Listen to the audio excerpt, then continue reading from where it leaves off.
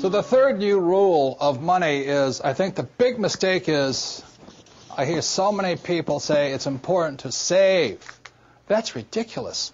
And the reason that's ridiculous is because what happened in 1971 is crucial.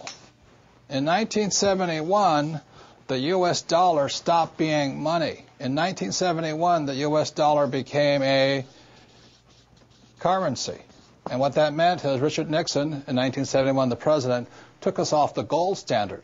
That's like giving an alcoholic free rein to the bar, or it's like giving somebody who can't control their spending unlimited credit cards.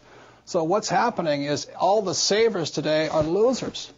You know, the problem with 1971 is that the federal government keeps printing money, so the value of your money keeps going down.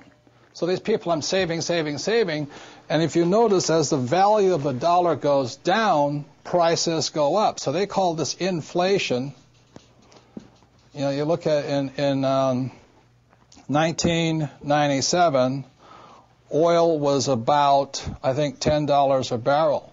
10 years later, it's about 135 a barrel. So they say it's inflation, but really what it is the dollar's value coming down. So savers are getting wiped out today. So just keep saying to yourself and to your kids to save money, that is not the new rule. That's an old rule. So a very big problem for most people is stop using the word save and use the word hedge. You've got to hedge your money, hedge against losses. Like when I buy a stock, I put a hedge in. I put a stop loss or a put inside of it or a call, whatever I'm doing. I want to stop it. So today, I don't save money. I'm hedging. So in 1997, I started investing in oil, gold, and silver. So as the dollar dropped, oil, gold, and silver went up. So I'm not betting so much on oil, gold, and silver. I'm betting against the U.S. dollar. And that's why this idea that you're going to tell people you need to save money, that's really, really an obsolete idea, because the idea went obsolete in 1971. The U.S. dollar in the last few years has lost almost 80% of its purchasing power. And the prediction is, because this has happened throughout history, it happened thousands of years ago with the Romans, with the Greeks, with the Germans, with the English, the Japanese, and the Chinese.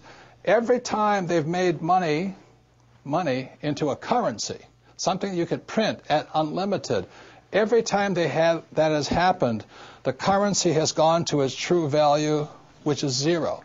So I am afraid as this economic volatility continues, the savers who were operating by the old rules of money are just going to get wiped out because the purchasing power of their dollar is going to go down. So even if the bank's paying you 5 to 10% interest, you can't keep up with the banks printing money.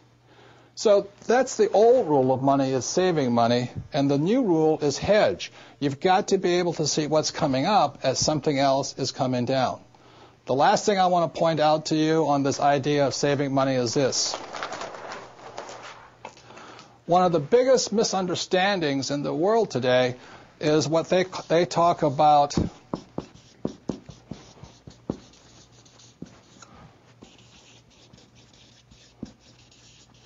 if I misspell again, apologize, is the U.S. Federal Reserve Bank, which I believe was created in 1913.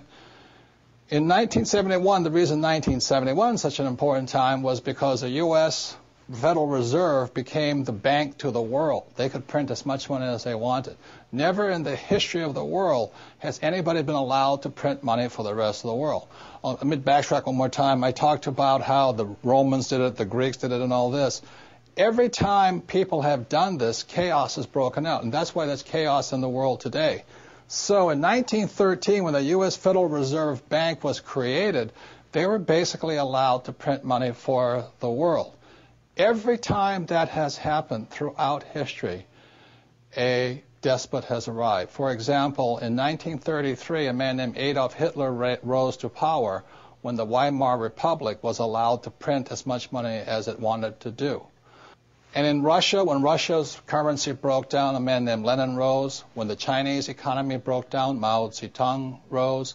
When the Yugoslavian government broke down, Milosevic arose.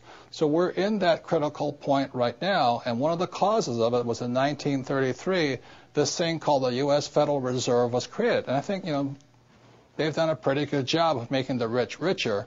Unfortunately, many of the poor are getting poor. One of the problems of this is you have to understand that, first of all, the U.S. Federal Reserve Bank is not U.S. It is made up of a bunch of international rich guys from all over the world. The second thing, it is not federal. It's not a U.S. entity. It is, again, a bunch of rich banks from all over the world. Third, it has no reserves. There is nothing there. And fourth, it's not a bank.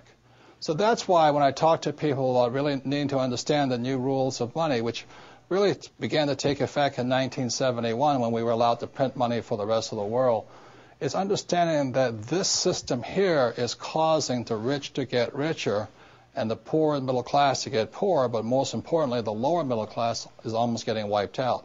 High prices, volatilities in the market, food getting more expensive, gas getting more expensive, savings getting wiped out, home values going around. And the reason the troubles have started, again, is the U.S. Federal Reserve Bank is not U.S., it's not federal, there's no reserve, it's not a bank. So if you understand that, then you can start to hedge your position rather than save money. And that's the new rule of money.